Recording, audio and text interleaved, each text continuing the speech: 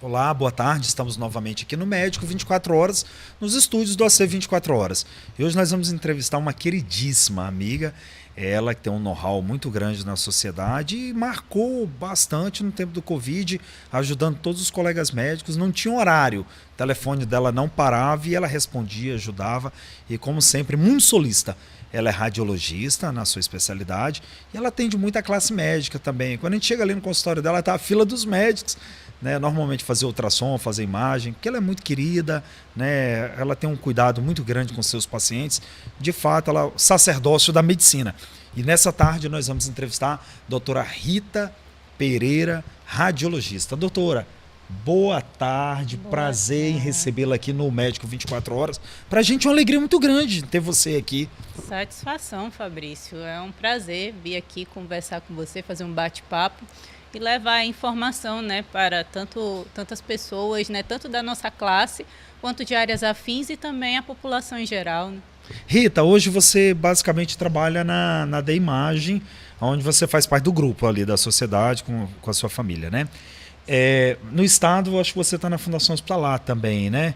Eu Você, trabalho no estado no SECOM no SECOM, e isso. no NACOM, na parte Perfeito. oncológica. Trabalho no NACOM também? Sim. Maravilha. Rita, e hoje o que mais você vê da sua área radiológica tem sido a parte oncológica, câncer? Eu vejo bastante justamente por essa familiaridade com a parte da rede pública que eu tenho acesso, assim como com os colegas oncologistas, a gente acaba tendo muito contato com esse grupo de pacientes, né, esse perfil oncológico. E, inclusive, não apenas da parte, a gente veio falar que eu vim a caráter, né, do Outubro Rosa, nesse mês de Perfeito. outubro, mas tem Novembro Azul chegando e, independente das campanhas, existem várias outras neoplasias de cabeça e pescoço, pulmonar, etc.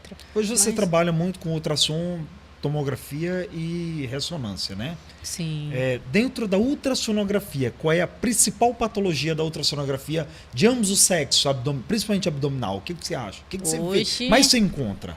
na verdade, há uma frequência exacerbada de esteatose hepática, assim. Esteatose hepática, gordura no fígado. Independente de síndrome plurimetabólica, você pensar aquele perfil de paciente obeso, etc., é o perfil que é mais comum. Mas na prática a gente encontra, mesmo nas pessoas mais normolinhas, eu acredito, tanto após a pandemia, aquele sedentarismo forçosamente que houve, e a Covid nós vimos que tinha uma relação de não necessariamente causa e efeito, mas associação. Quando nós íamos para a Covid ver pacientes com pneumonia mais exacerbada, viral, nós vimos também esses quadros, mas hoje, mesmo com as pessoas procurando a medicina mais preventiva, mais saudável, tem bastante caso de esteatose hepática. Ô Rita, pergunta do internauta aqui perguntando. E pergunta a doutora Rita, o que que leva a causa de tanto gordura no fígado no Acre? A gente acredita que a alimentação é o principal. Nossa alimentação é bem rica na verdade, nós comemos muitas massas, né? Independente de não sermos italianos, mas gostamos de pão, gostamos de um pão de Muita manual, farinha muita também, né? farinha, exatamente. Gostamos de mandioca, né? Que é a macaxeira, que eu sou a criança, eu falo macaxeira. E isso, há um acúmulo, um aumento, essa glicose vai ser transformada em gordura e ser depositada nos triglicerídeos aumentados, consequentemente se deposita no fígado e gera esteatose hepática. Tem uma pergunta aqui, de novo, de outro internauta, perguntando se tem como emagrecer o fígado sem emagrecer o resto do corpo. Não, acho muito difícil. Tem que o corpo é por completo, né, Rita? Rita, hoje qual tem sido o maior desafio da radiologia no Acre com a profissional Rita Pereira? O maior desafio tem sido levar os exames aos médicos solicitantes. Quando eu cheguei aqui, na verdade, tinha uma dificuldade dessa interação, pela falta de costume entre essa ponte do networking entre o médico falar direto com o médico, né? Exato. Hoje isso não existe mais. Eu consigo um contato muito próximo com a grande maioria dos colegas e isso é maravilhoso para os pacientes, porque essa interação permite que você, enquanto médico solicitante, me peça o exame e me oriente no o que você precisa de resposta e eu te dei esse feedback para que você possa conduzir o paciente e tratar de forma adequada. Mas nem sempre é possível essa condução quando você não tem essa proximidade com o médico. Digamos, o médico lá da UPA, os médicos mais da ponta da linha de frente, que estão nas redes públicas, é mais difícil de contactar. E essa minha dificuldade é maior nesse sentido. Não tanto porque como o Acre é pequeno, a gente vai no grupo dos médicos, pede, mas principalmente do que fazer com esse paciente. Digamos, vou dar um exemplo para esclarecer. Um paciente humilde vem e faz uma ultrassonografia comigo porque ele não tem uma acessibilidade na rede pública de forma mais rápida. E eu vejo que ele está com apendicite. O que é que eu faço com esse paciente? Porque eu estou na rede privada e eu preciso que ele seja operado de emergência. Então, eu uso minha rede de contatos dos médicos cirurgiões para poder fazer isso. Para poder agilizar ali a vida do paciente, né? Exato. A gente viu muito essa sua atuação no tempo do Covid, quando o paciente estava grave, que ele fazia os exames com você ligava o colega, tá assim, tá assado. Né? Antes de chegar o papel, já chegava a voz, já fazia o contato para ser bem breve, né? Isso tem melhorado, isso é bom, Rita, porque quem ganha é o paciente e o médico na rapidez do tratamento, né? Sempre quem é beneficiado é o paciente. Exatamente. Rita, chegou outra pergunta aqui. Pergunta à doutora Rita, aproveitando que ela falou da pandemia, o que ela vê de sequela de Covid e se as cepas que ainda estão hoje, né, predominando aí, causam cicatrizes. Ficou muito pulmão sequelado, Rita? Muito. A gente teve muitos casos de Covid longa e também de pneumonias que ficaram em organização e geraram uma fibrose. Mas a grande maioria da população regrediu totalmente a imagem. Houve casos porque a gente passou por alguns ciclos na pandemia. De aquelas pneumonias moderadas a graves, que foi a fase pré-vacinação, né, pré-imunização. Depois houve a fase da imunização e o padrão que a gente encontrava, que era típico de pneumonia viral, não é mais o típico clássico. Ele ficou o padrão atípico. E hoje a gente não encontra mais comumente esse padrão, graças à imunização em massa, independente de vacinação, mas também do contato da população em geral. Todavia, hoje o que a gente encontra, quando há os casos de pneumonia viral mais exacerbada, são os pacientes imunodeprimidos, são os pacientes, consequentemente, que já têm uma doença de base que leva a uma gravidade maior.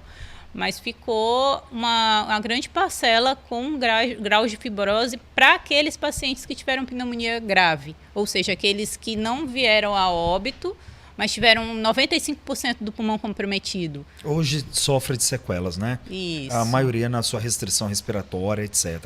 Mas Rita, não é a maioria. Falando de Outubro Rosa, né? A gente comentando aí sobre o câncer de mama, a prevenção do câncer de mama. Você trabalha lá no NACOM, trabalha no SECOM, né? Você é uma das pessoas que lauda, com certeza, as mamografias, né? E etc., os exames de imagem dessa população acreana que procura esse serviço. E hoje, qual é o câncer predominante de mama no Acre? Segue a frequência geral da população nacional. Trata-se do carcinoma ductal, é o mais frequente. E o carcinoma ductal, infelizmente, a gente ainda pega muito ele na fase invasiva, que não é a fase que a gente quer pegar. A gente quer pegar ele in situ, que para as pessoas que não são da área entenderem, é como se fosse uma fase ainda microscópica, que aparecem como pontinhos brancos na mamografia, que nós chamamos de microcalcificações. Por isso que é importante fazer a rotina anual nas pacientes acima de 40 anos, para que a gente detecte o câncer nessa fase. Porque o invasivo é aquele que quando já vai ter o nódulo palpável. E essa fase, quanto maior o nódulo, menor a chance de cura a paciente tem. E, E quanto infelizmente... maior o nódulo, mais invasão ele tem, né? Cadeia Exatamente. linfática, axila, etc. E aí, quanto maior, mais complicado para operar. Primeiro vem químio, rádio, tudo, para depois fazer a mastectomia, né? Rita, hoje você tem sido uma das campeãs em descobrir sexo de bebê também, né? Eu até agradeço a Deus que foi você que descobriu sobre o meu filho, Felipe, né? Isso, além de ser muito treino, muito estudo, tem um pouco ali do fator mãe, de coração na hora de fazer esse ultrassom e o desejo de descobrir, junto com a mãe que está deitada ali, o sexo daquele bebê. Conta aí pra gente essa experiência. Eu confesso assim, existe uma diferença entre a Rita radiologista pré-Mateu e pós-Mateu. Mateu é o meu Porque filho. você é mãe, né? De um Isso. garoto de 10 meses. Exato. Na hora de fazer, eu sempre me emocionei fazendo exame de ultrassonografia obstétrica, sempre. Mas agora a emoção, a humanidade ficou mais aflorada. Mas independente disso, na hora de fazer o exame, tem muita parte técnica mesmo para poder olhar o sexo. É lógico que a gente se envolve, eu pergunto se quer saber ou não, se vai querer fazer revelação, para justamente não dar spoiler, porque com 12 semanas a paciente vai fazer um exame mais importante, que é o morfológico, mais importante do que saber o sexo, inclusive, que é para ver se tem risco de Down, de outras doenças genéticas, que a gente chama de cardiológicas, etc, né? Exato, que a gente chama de cromossomopatias. Mas aí, nessa fase de 12 semanas, eu não consigo dar certeza no sexo. Eu brinco que eu dou chute. Mas não é porque eu me baseio no ângulo da estrutura embrionária que vai formar ainda a genitália, que é com 16 semanas. Todavia, nessa fase, eu brinco e digo, você vai fazer revelação? Porque se você for fazer revelação, eu não vou dar spoiler. E aí a gente fica nessa brincadeira, eu também me testo. Eu pergunto se a pessoa fez sexagem, porque com 8 semanas dá para fazer a sexagem e saber o sexo antes mesmo do ultrassom. E aí eu digo, não conta, deixa eu ver se eu adivinho. Adivinho entre aspas, que é tudo técnica, né? Todo um embasamento científico ali. Mas a partir de 16 semanas realmente dá para saber direitinho. Aí a gente avalia se não tem risco de genitália ambígua, porque tem bebês que parece que é uma coisa de gênero e na verdade é outra, porque às vezes a genitália é um pouquinho diferente, mas isso é raro. Na prática, a gente fala menino e menina e ponto. E eu fico muito feliz com o pai e a mãe, mas principalmente o mais importante é saber que a criança está saudável e passar essa informação. Chegou a pergunta do internauta aqui, ó. Doutora Rita, eu vi num vídeo do YouTube que todos nós, inclusive os meninos, isso não é um menino perguntando, né? Já tivemos pepeca. Que o saco escrotal se forma dos grandes lábios do feto. É verdade? Na prática, assim, falando de forma bem leiga, seria, porque a gente tem, na verdade, o falo, né? A bolsa escrotal ela vai fechar e o falo vai para frente, que é formado de uma estruturinha chamada seio urogenital, o falo, que é o pênis do bebê. Mas, assim, realmente, por isso que tem essa questão da genitália ambígua, porque em algum momento do processo embrionário pode ser que feche parcialmente, e aí seja um menininho que não fechou completamente, a porção ali que seria os lábios, né, que a pessoa fala, mas é outro nome embrionário, e dá essas dificuldades. Ou às vezes o falo é pequeno, é um micropênis, então pode ter essa dificuldade de parecer um clitóris. Mas, assim, na prática, isso é muito raro de acontecer, como eu estou falando, mas na avaliação embrionária realmente isso acontece, assim. Todos vêm dos ductos paramesonéfricos, que a gente chama, a parte lá do útero da menininha, ela vem dessa parte, então por isso que tem menininhas, quando tem alguma malformação uterina, que a gente chama de malformação mülleriana, pode ter também renal associada. Então, tudo vem lá da embriogênese e a explicação, lá de êmbrio que a gente Rita, fala. bora falar aqui dos exames para o câncer de mama, né? A partir de que idade já se começa a fazer a mamografia para o estudo do câncer de mama? Para fazer rastreio, né? Para fazer prevenção do câncer de mama? Segundo o Colégio Brasileiro de Radiologia e a Febraso, a gente orienta que a partir de 40 anos a paciente faça rotineiramente, de forma anual, essa avaliação, porque a gente percebeu que a população feminina ela vem tendo câncer de mama de forma idade mais precoce. E o Ministério da Saúde preconiza 50 anos, mas na prática a gente faz com 40. E se a paciente tiver fator de risco para ter câncer de mama, o que é o fator de risco? Ter história genética, história familiar. Mãe, tia materna ou irmã ter câncer de mama, ter tido câncer de mama. Isso faz o risco dessa paciente ser maior em relação à população em geral. Consequentemente, a gente pede para essa paciente fazer a partir de 35 anos ou ainda 10 anos antes da idade que foi datada para a pessoa da família. E quando tem esse histórico de câncer de mama, então se adianta a idade? Isso, adianta-se a idade da mamografia. A partir de quantos anos? Uma filha que tem a mãe que teve câncer de mama, ela vai fazer quantos anos? 35 anos. 35 anos. Ou 10 anos antes da idade que foi datada. Mas por que isso? Para ver aquelas microcalcificações que a gente conversou, que só são identificadas na mamografia. Muitas pacientes me perguntam assim, eu posso fazer ultrassonografia como substitutiva à mamografia, a ultrassonografia como um substitutivo à mamografia? Eu digo que não, porque na verdade a ultrassonografia tem a sua função e a mamografia. Mas há uma ressalva. Se a paciente, digamos, de 20 anos, palpa um nódulo na mama, tem uma queixa na mama, a mama dela, a composição é diferente de uma paciente de 60 anos. A mama da paciente de 60 anos ela é mais adiposa, independente de a pessoa ser obesa, do biotipo da paciente. Mas a paciente de 30 anos ela tem muita glândula. E na mamografia a glândula fica branca. O tecido fibroglandular ele fica branco no parênquima mamário na mamografia. E aí o nódulo é branco. O branco no meio do branco se apaga, some. Não tem um contraste. Consequentemente, para essas pacientes, é melhor, elas se beneficiam em fazer ultrassonografia. E a gente indica para essas pacientes mais jovens fazer ultrassonografia. E paciente que está amamentando? Perfeito. Paciente amamentando, ela vai seguir a faixa etária dela, mas a gente tem que lembrar que a composição da mama na paciente lactante, paciente que amamenta, é diferente da paciente em geral, das outras mulheres. Por quê? Porque o parênquima mamário muda, a glândula muda, o ducto fica mais evidente e a mama ela fica mais branca na ultrassonografia, por exemplo. E isso pode mudar o padrão e os nódulos não ficarem tão bem vistos. Não é que a paciente não vai impedir de ver um câncer, por exemplo, não é isso. Mas a gente orienta que após aquela fase que ela está amamentando, repita os exames, para que justamente a gente continue e acompanhe a paciente na mudança dessa característica da composição mamária. Até porque tem coisas típicas, clássicas de pacientes nessa fase. Exemplo, mastite, que é a inflamação da glândula mamária.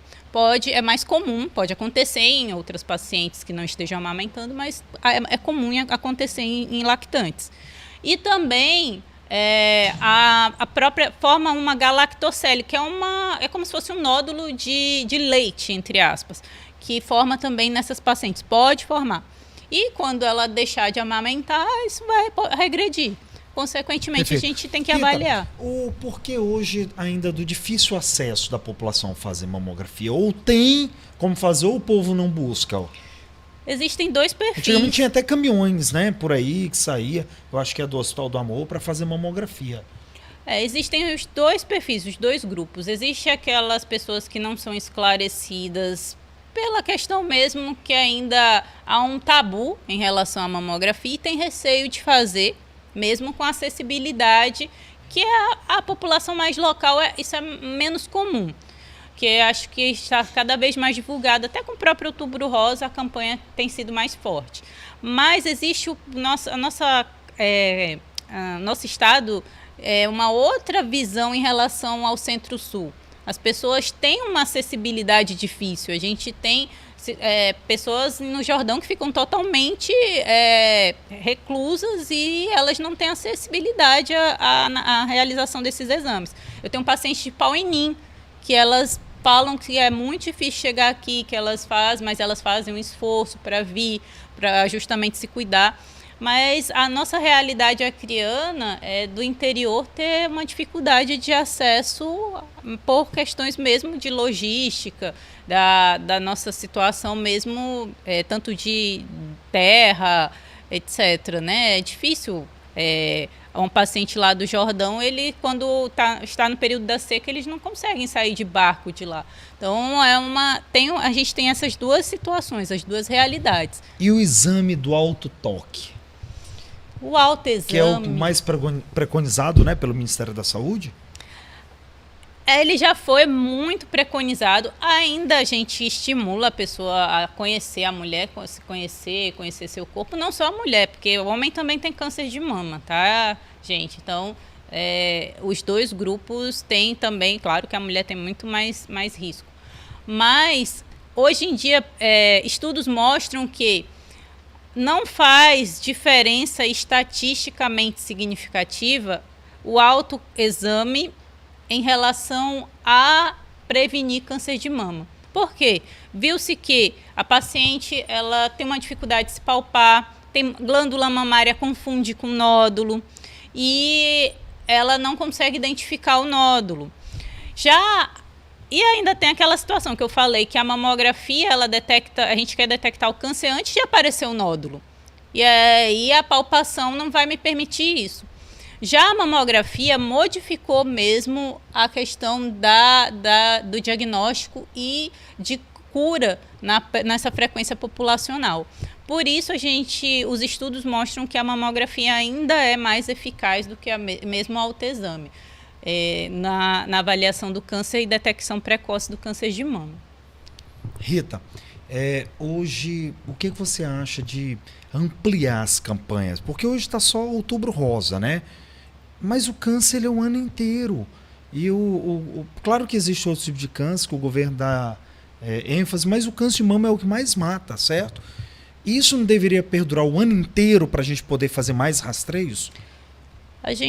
Nós colocamos que a campanha Outubro Rosa, ela não é exclusiva do mês de outubro, ela tem que ser extensiva ao ano inteiro, porque realmente as pacientes fazem essa analogia, né? Outubro Rosa é o mês de fazer os exames de rastreio para a saúde da mulher. Lembrando que Outubro Rosa também engloba o câncer de colo uterino, todas as neoplasias que acometem a paciente do gênero feminino. Mas eu acredito até que está mais forte agora com as outras neoplasias. Existe um mês também da neoplasia infantil, da neoplasia de cabeça e pescoço, mas é muito mais incipiente, é muito mais ainda embrionário a campanha em relação às outras neoplasias. Por exemplo, o Novembro Azul está ganhando cada vez mais força, né? Mas, na prática, a gente tem que lembrar que, como você falou, é o ano inteiro. Não é só o mês de outubro. Passou o mês de outubro, eu não fiz o exame, eu não vou mais fazer. Eu detectei um nódulo em outro período, eu não vou mais avaliar. Até porque existem situações que nós diagnosticamos uma alteração na mama que nós temos que acompanhar, semestralmente, anualmente, dependendo de cada situação da paciente. Mas eu acredito que está se fortalecendo as outras áreas afins também. Que maravilha. Rita, hoje então você faz um papel muito grande no SECOM, no NACOM, também na DEIMAGEM, né? Trabalhando, quem quiser procurar a doutora Rita, também está ali na DEIMAGEM. A DEIMAGEM fica ali no Conjunto Mariana, né? E tem seus lugares também, como na Protoclínica, no Hospital do Rins, onde funciona a tomografia, a ressonância. Mas a doutora Rita está ali no Conjunto Mariana da Imagem, né?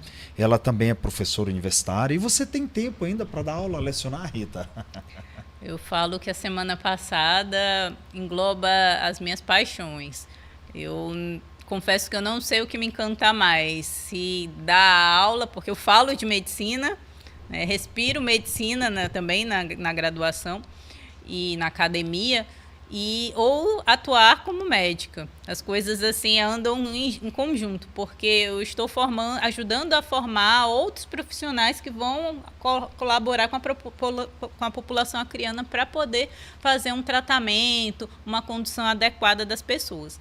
e eu fico muito feliz com isso. Todos os dias, e a proximidade com a docência me permite também me aprender todos os dias. E eu amo estudar, pesquisar. Então, essas duas coisas, para mim, são muito, muito prazerosas. Show de bola. Gente, eu quero te agradecer aqui, Rita, pela tua vinda aqui no programa, esclarecer sobre o câncer de mama. Daqui a pouco nós temos a Giovana também, que vai vir aqui esses dias. Quero agradecer a você, agradecer o apoio da Imagem, né? O pessoal que está ajudando bastante a população ucraniana. E quero deixar aqui as tuas considerações finais, para você passar o recado aqui à população sobre o Outubro Rosa.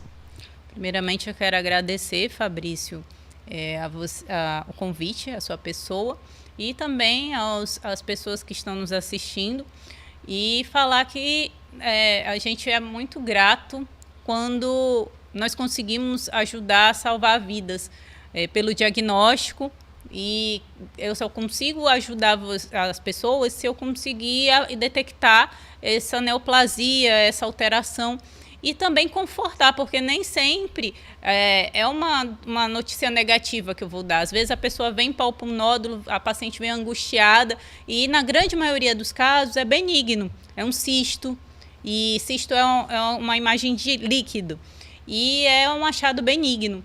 Isso também é muito reconfortante, você saber que você trouxe a segurança, a paz, a calmaria para aquela paciente, e também quando é uma notícia não tão agradável, mas que ela tenha condições de obter cura precocemente. E isso é muito bom. Como o Fabrício falou aqui, nós estamos com a doutora Giovana, que é radiologista mamária na cidade, que é uma pessoa que veio a somar para a gente ter mais tentáculos para abraçar, ajudar a auxiliar no diagnóstico de outras situações, não apenas da mama. Quando a paciente vem fazer a sua rotina anual, ela faz tireoide, mama, abdômen transvaginal, por conta das outras situações que nós conversamos, avaliar a esteatose hepática, avaliar também se tem outros acometimentos no útero e ovários, na tireoide, e isso é muito bom. E eu fico muito feliz de a paciente se sentir confortável. Eu acredito que porque, como é do mesmo gênero, ela se sente mais acolhida, e essa relação médico-paciente que nós criamos com as pessoas, com as mulheres acrianas, é muito confortável e muito gratificante. Show de bola. Rita, muito obrigado pela tua vinda aqui no Médico 24 Horas. Eu agradeço a você pela sua audiência, pela sua preferência, desejando você um resto de semana abençoado, porque com saúde e paz, o resto a gente corre atrás. Muito obrigado, até mais.